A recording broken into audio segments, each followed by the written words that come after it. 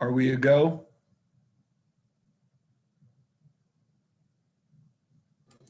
We are a go. Okay, thank you.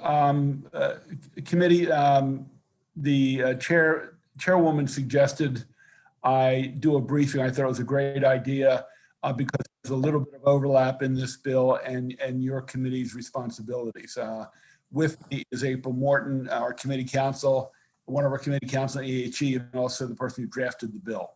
So what I'd like to do is very quickly, maybe not 30,000 feet, maybe 10 to 12,000 feet, go through the bill, take about 10 or 12 minutes to do that, and leave about 15 minutes for questions. I think you'd understand the whole picture if I can get through the whole summary, and then we'll take questions for as long as you will have me. There are basically 5 sections to the bill. Emissions reductions planning and monitoring, energy efficiency and clean energy, which clearly is in a gray area that obviously a lot of you are interested in and have expertise in. The third is zero emissions vehicles. The fourth has to do with trees and tree planting. And the fifth is funding.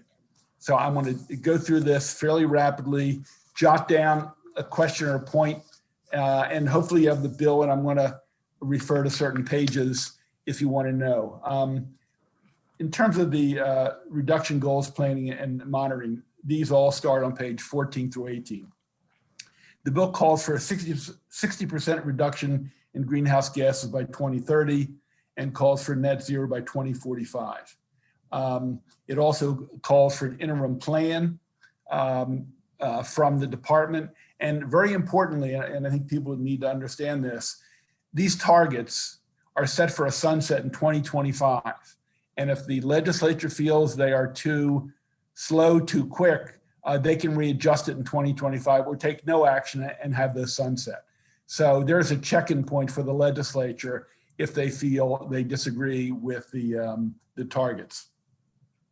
The bill calls for changing the time horizon for methane. It must use 20 years instead of 100 years.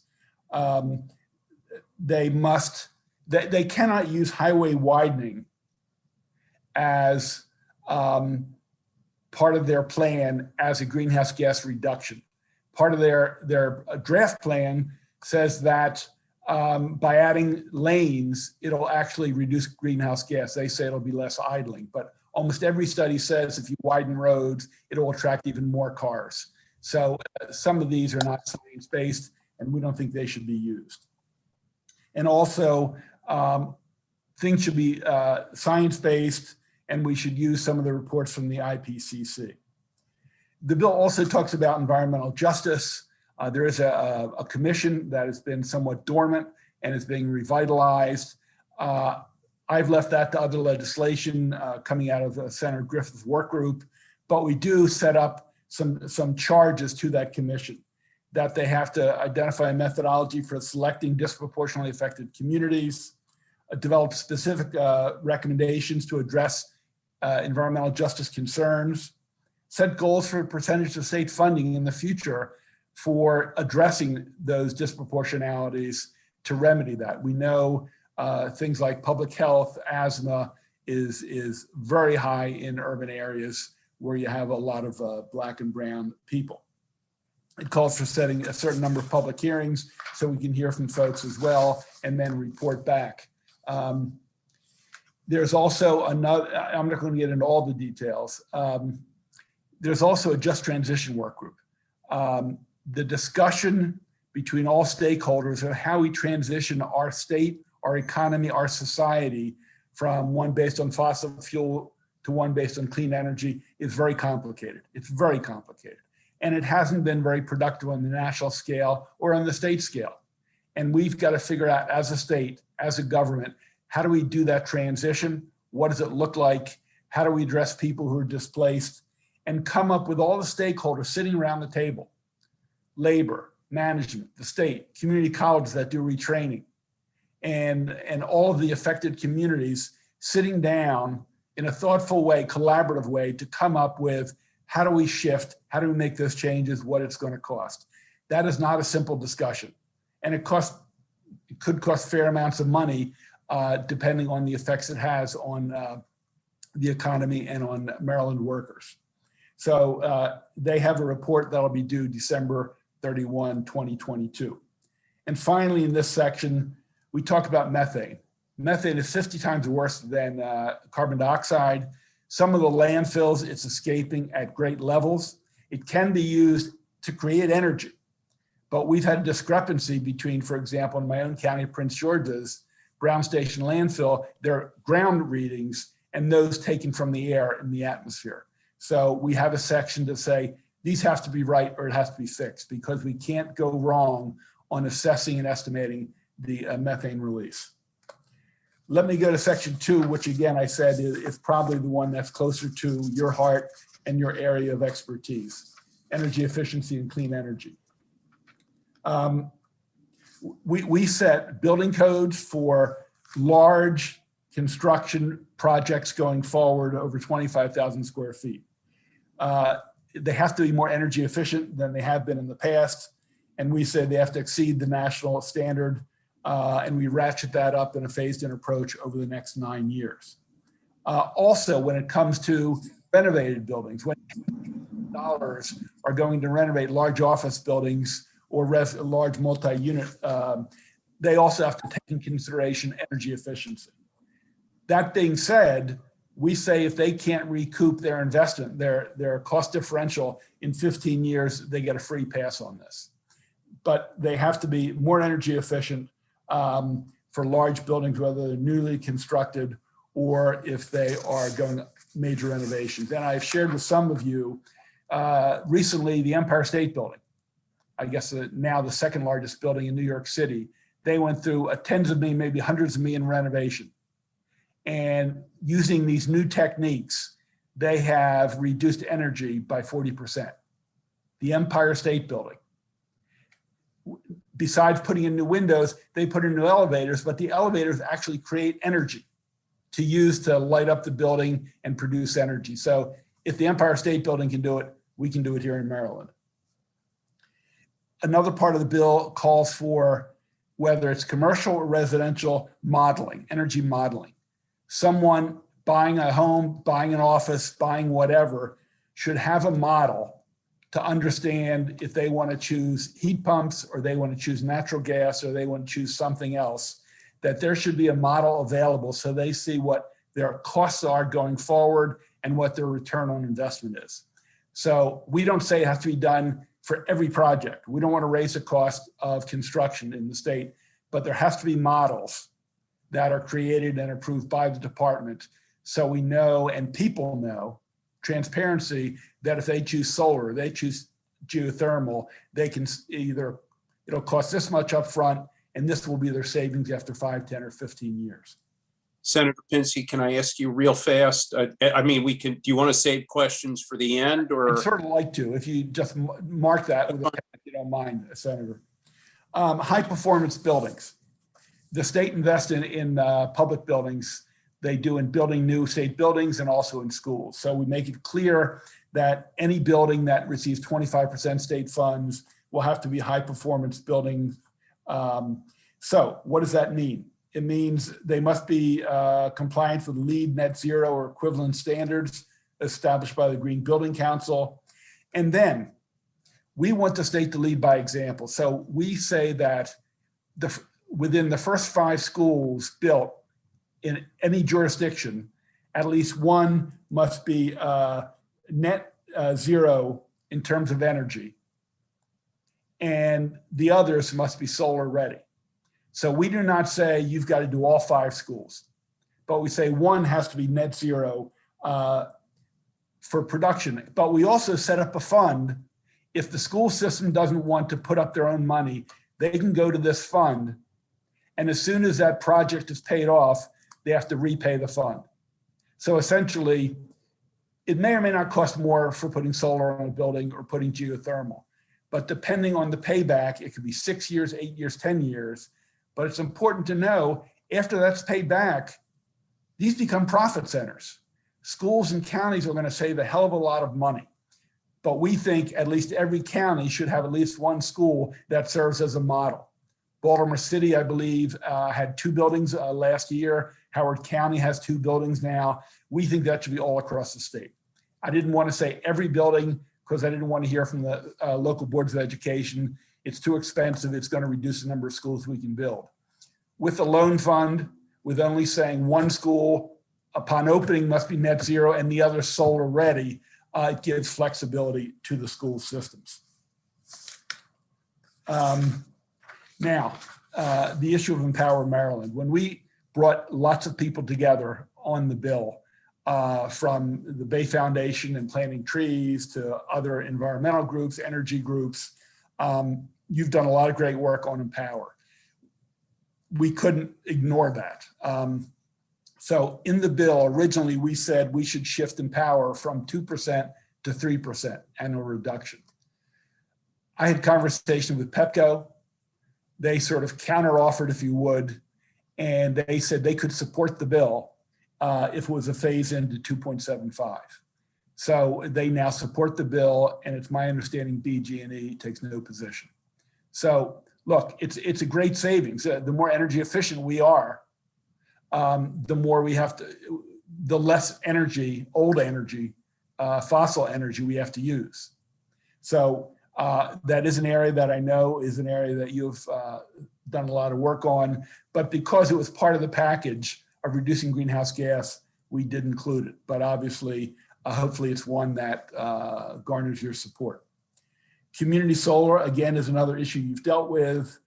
All we say in the bill is it exempts some machinery and equipment from local personal property tax if it's installed on rooftops, parking lots, brownfield locations, and as part of a community solar energy system where 51% or more of the customers are lower moderate income.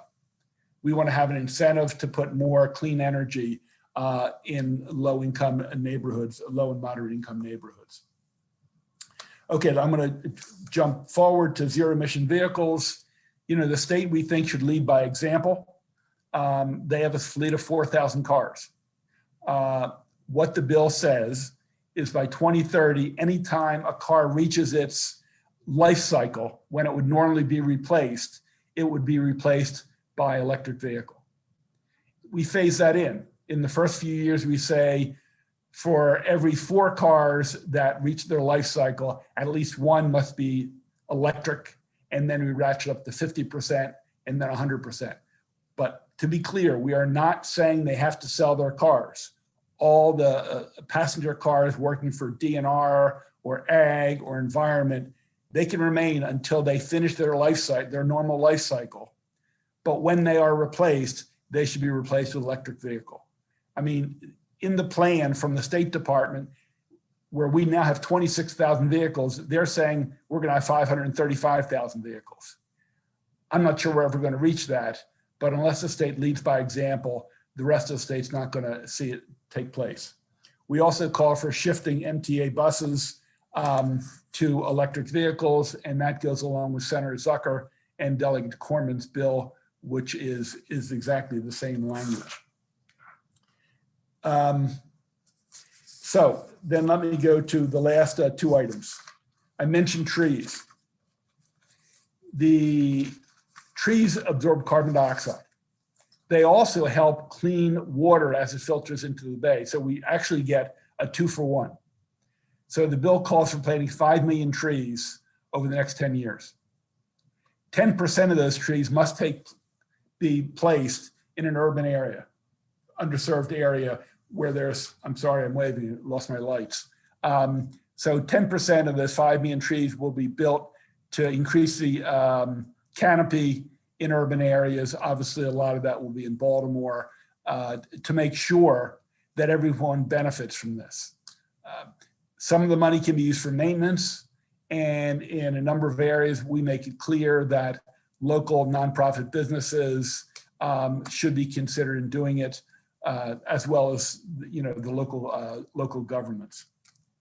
And finally, the final item, and I'll take any questions, is funding.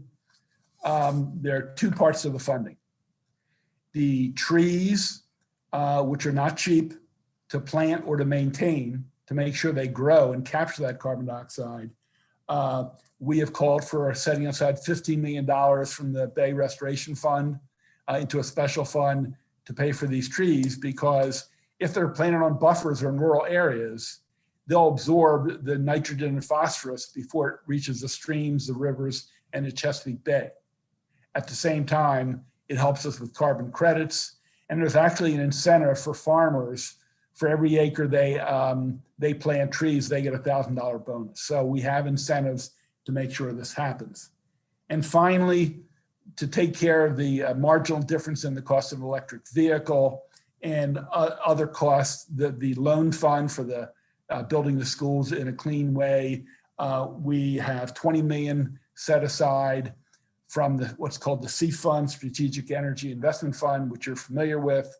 We say the first 50 million, which is about what MEA has been receiving over the last few years, goes to them. We don't want to step on their toes, but the next 20 million goes to the Climate Solutions Now Act to pay for the programs included here. At 20 million, it stops. We don't want to be greedy, but we want to be able to fund the elements of the bill and put Maryland where it should be in terms of trying to address climate change and the public health of the people of the state. So that's a quick and dirty. I think I took about 15 minutes. I think we've got about 15 minutes. If it's okay, who's ever in charge, let's open up the questions.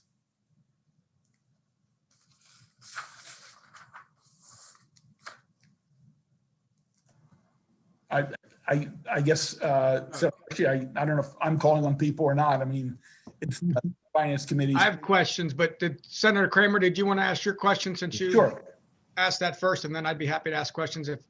And Thank you for that, Senator Hershey. I'll wait till I've had a chance to give the bill a good reading, and then. But thank you, I appreciate that. And I might defer to Ms. Morton, who knows the bill well. Senator Hershey. Thank you, Mr. Chairman.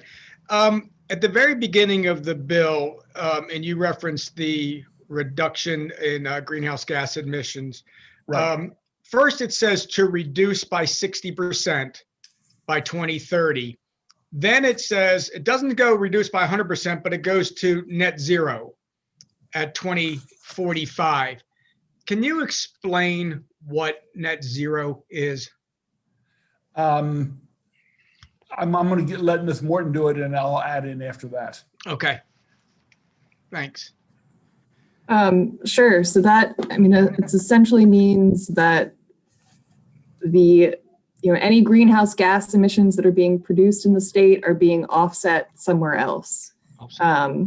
So that's the big picture goal. It could be through carbon capture, carbon sinks, like natural carbon sinks, like trees.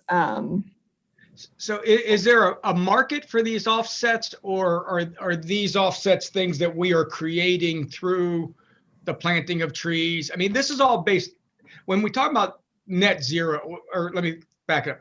We talk about reducing by 60%. We can. And that's from a baseline of 2006. 2006, right. Part of the environment set. I mean, I would have liked it at an earlier point, but in the original bill in 2009, we set 2006 as the baseline. Okay. So there are two different measurements. One is reducing from what we have. Right. The other is the net total by that year. Achieving something, right? Right. One is reducing by what we had in 2006, and one is then trying to achieve net zero.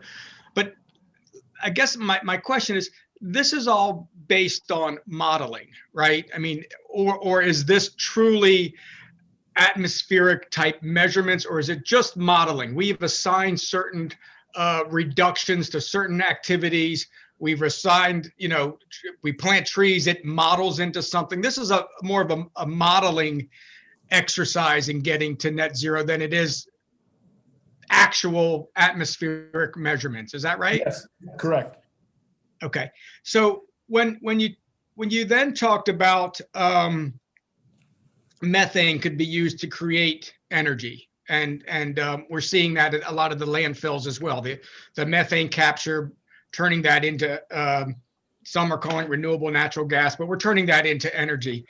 There you seem to say that, although the modeling is in place, there you seem to say that the actual measurements of that occurring doesn't seem to be consistent with the modeling. Is that right? Yeah. No, that's absolutely right. Right. for landfills, they do on-ground monitoring. In the last 2 years, University of Maryland and maybe NASA has gotten grants to do atmospheric testing, actually. And they've actually noticed a large plume at the Brown Station landfill in Middle Prince George's County. It's a pretty large landfill. And the numbers they're getting on their readings are far different from the ones that are coming in at ground level. So to address that, we say the inconsistencies have to be investigated and they have to be addressed and worked through. So, and because methane is so dangerous, I think 50 times worse, we need to be able to assess how much is leaking.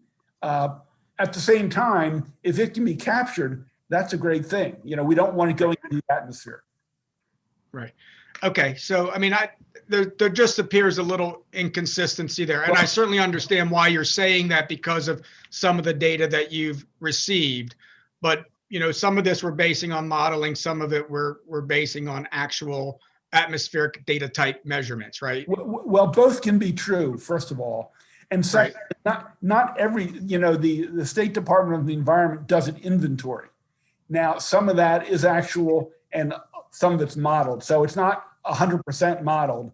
And I can't tell you all the intricacies of what they've tested and where they've calculated. Okay. Just a couple more. Sure. The Empower increase, obviously that is something that are on utility bills paid for by ratepayers. I mean, I'm not surprising that BGE or the public utilities are going to agree to something where they're taking in money and then spending it. But did they mention anything that would have an impact on rates or not, that specifically increasing from 2 to 2.75? They didn't. Okay. But as you know, Senator, the more energy efficient a home is, it's going to drop the bill in the out years. I mean, in some cases, there's an upfront cost for windows or insulation or programmable thermostats. Right. But it becomes actually a profit center later on of lowering bills by 10, 20, 50%. I definitely agree with that. I just think that the program has struggled, you know, recently. We've done all the thermostats and light bulbs that we can do. Now we're really getting into the more expensive upgrades that need to be made, insulation, windows, things like that really will make the difference that I think you're looking for. So I think there's just a little bit of a struggle with Empower, but I agree. I like your comments on the personal property tax on community solar. I introduced that bill yesterday in B&T. I think there's some consistencies with what I introduced and what you have, and I think there's some good ideas there. Finally, I just want to go back, close it all up with SEEF. This fund is being depleted. I've asked MEA if they could give us a allocation of what has happened with SEEF and what the expectations are. The Relief Act, I think, took about $52 million out of the fund for things of that nature. Obviously, that's paid for through RGGI. So it's a little bit of a conflict that we're trying to eliminate, you know, coal-fired, the facilities that pay into RGGI, but yet we're looking and still spending the money that might be coming from them. So I just caution that SEEF may not be the best funding source from this unless we really know that those funds will be available and earmarked or whatever is necessary. But I know MEA is struggling with everybody that's going after the SEEF funds. I think we're going to lose a lot of projects and things of energy efficiencies that MEA is currently doing because of lack of funds. And I just caution that everybody's got their hands in that pot and there might not be much left there. No, Senator, very fair and reasonable question. And I would say the queue is out the door. The Department of Environment wants more money from it. I know there are other bills that pull money from it. Right. Let me mention two things. It's expected Pennsylvania and Virginia are going to be joining. And every few years, they tighten the belt to raise the cost of buying these credits. So, but unfortunately, the MEA does not predict beyond like 18 months because of volatility, and there's a purchase every quarter, I think, Right. selling the credits. So we checked, I think it was between 46 and $49 million or $50 million is what they received for the last 5 years. So I understand your concern, but the end result, the reason for greenhouse gas was reduce polluting energy and use it for good purposes. I think That's right. the Climate Solutions Bill does just that. Is it perfect? Absolutely not. It's not perfect. But I think taking that fund is totally the appropriate way to go. I think the funds will increase. At some point, you can't say yes to everybody because you're with play money and it won't work. So I understand that. And, if you've got other suggestions, I'm happy for it. But as of now, this is the place we're going to go. Understand. I Thank will you. just Yeah. add, budget and tax has a second on this bill, so it's in their hands now, and that's one of the things I think we're hoping that they're going to look closely at is the funding portions and what makes sense. Correct. Okay. Well, thank you both, Mr. Chairman and April. I Thank you. appreciate it. Senator Hayes. Hey, I know Senator Hershey and Feldman are like the committee experts on this energy stuff, but can someone give me a quick, brief description of the SEEF Fund and Reggie, like the kindergarten version Okay. of where that money come from? Okay. In the Clean Air Act, which I happen to be the sponsor of, Uh-huh. about 10 years ago, maybe, I don't remember exactly what year it was. We put limits on NOx, SOx, and mercury coming out of smokestacks, reducing this pollution, which really was dangerous to the public. The fourth element was carbon dioxide, but it's not like you have a simple solution for that. A number of states in New England and Northeast got together and said, if we got together, agreed to put limits on how much emissions on carbon emissions would come out, and then we would bill them for either for the emissions or to buy credits to offset their emissions. And then over time, we'd slowly tighten the belt to put pressure on either reducing those emissions and those fossil fuels, or we'd raise more funds to go towards good purposes. It started with 4 or 5, it grew to 9 states. Maryland joined, which my bill required. We looked at it and studied it for a year or two. I believe our Secretary of the Environment has played a leading role. He could be chair, vice chair, or something in it. And it's slowly grown. And as I mentioned, I think now, I think you've got Vermont, Maine, New Hampshire, New Jersey, New York, a number of the mid-Atlantic, New England states. And it's now growing. I think North Carolina may be considering it. And the idea is to have cap and trade program where you cap emissions and then you can trade for credits and the states benefit from the cost of the credits. And so that SEEF money is the money Maryland receives in that process. And then historically, the Maryland Energy Administration has used that money for clean energy purposes. So, I don't know if that's clear enough. I mean, Senator Hershey or Ms. Morton can add to it. I mean, they know as much or more than I do. So the companies that have this cap, if they exceed that cap, they pay into the fund for these credits? Steve, how knowledgeable are you about SEEF? You're on mute, Hershey. Saw that. We're kind of digging into the crossing of what Reggie does and how it funds SEEF. He was asking, I think Senator Hayes was asking, how do the funds from the polluting industries buy the credits? How does the money get to SEEF? Yeah. From the companies? Not why, but right. How are they taxed or credits? Yeah, I don't know the specifics of that, to be honest. I've more dealt with the side once the funds are there that are generally through the cap and trade of Reggie. they pay into the C fund. I don't know how the money is actually done. I assume it's done through buying the offsets or something similar to what you spoke about. Got you. And when you Right, speak and of, Senator Hayes, the Secretary of the Environment from all the member states, they Mhm, get together on a regular basis and mhm. decide what those rates should be.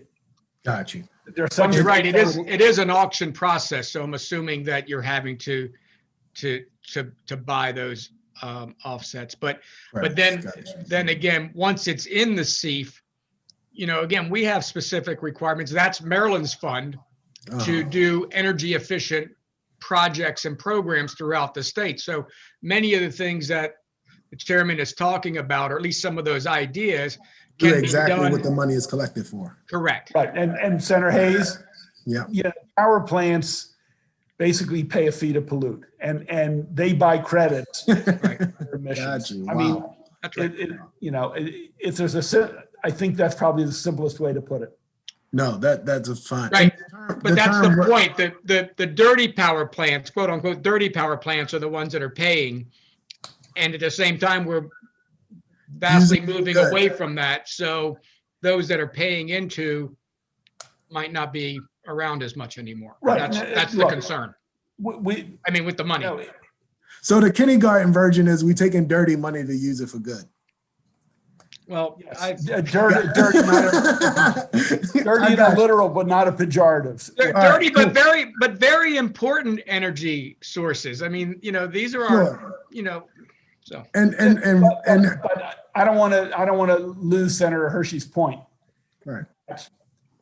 Ultimately, they're going to go away, which is going to help the environment and have less pollution, but Right. the source of money. Correct. Got you. Correct. Won't need much if we have to reduce less pollution. So, I mean, that's the normal conundrum.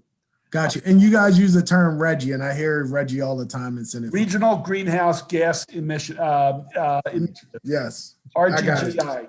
Yeah. And that's what the first 3 or 5 states that got together Got it. or Middle Atlantic states called it. I apologize. Cool. And the only Other meetings, a couple more questions, then we'll stop. the only other thing, Sarah Pinsky, and I've talked to April a little bit about this.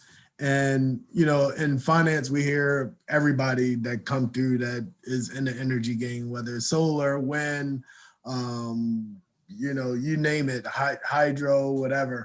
But a lot of times these organizations, the ownership of these organizations, and I get what your bill is trying to do is invest in low-income communities, but the ownership of these communities aren't very diverse in a lot of ways. And so one of the things that I'd like to see, especially, and I think there's already been some studies to identify the disadvantaged businesses as it relates to buildings.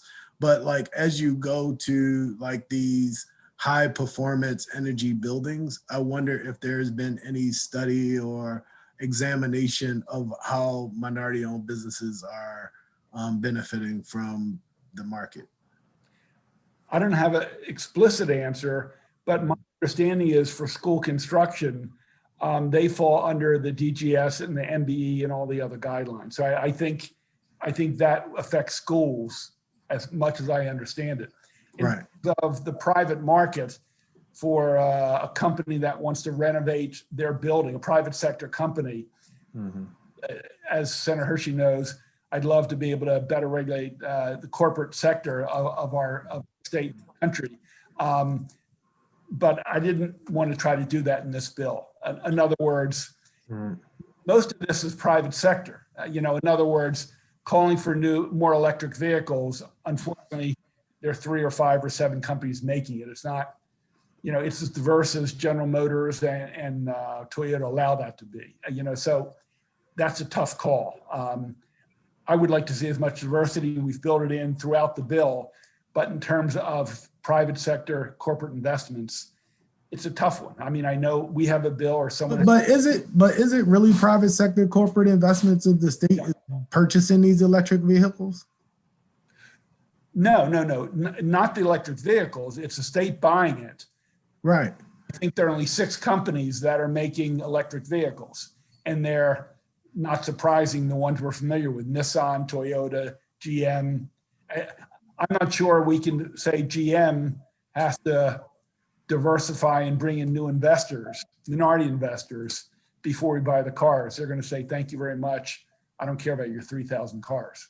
Right, but they could buy the tires from somewhere or some other things. I think it can be accomplished, but this is another time. One of the things I'm trying to learn though, the high performance building standards, does that require a separate certification or specialty from just building a regular construction building? Let me give that to Ms. Morton. April, can you handle that one? So for the people who are doing the design and the construction, not necessarily. The building itself, though, under both current law and as proposed in the bill, you have to, the building has to be built to LEED certification standards and has to be LEED certified. So that's basically just a process where usually a consultant comes in and sort of goes through, even during the design process, sort of which elements of the building are getting you, it's basically like a point system, are getting you points on that LEED certification system.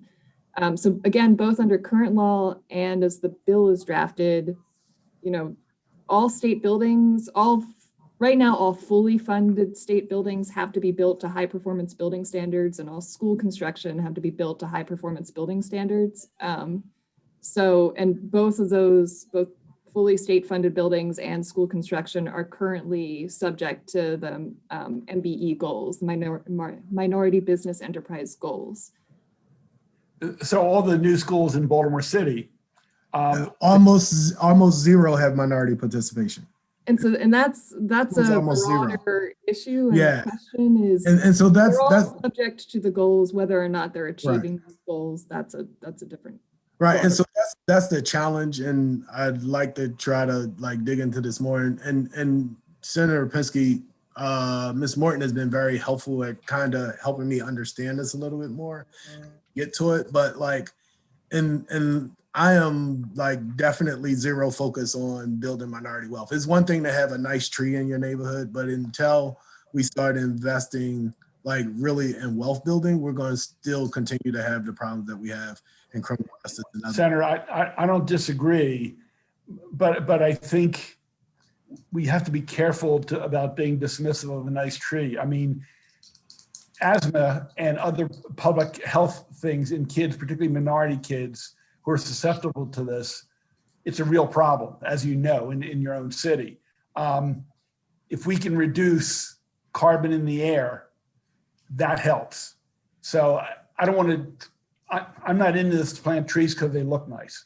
Trust me. I hear you, but the only reason why they're living in that neighborhood where they don't have nice trees and access to these things that are good for our environment, they can't afford it. They don't have the economic wherewithal to move into communities that do have the other amenities to save their life. I don't disagree at all. Maybe one more question. I don't know. I don't want to eat your time. I don't know what your schedule is. I mean, could I ask one broad question? So when this is fully implemented, what is the overall impact we estimate on the global climate change, on global climate change from what we're doing? look. I know you can't answer that down to the penny. No, what kind of impact are we looking to have? Look,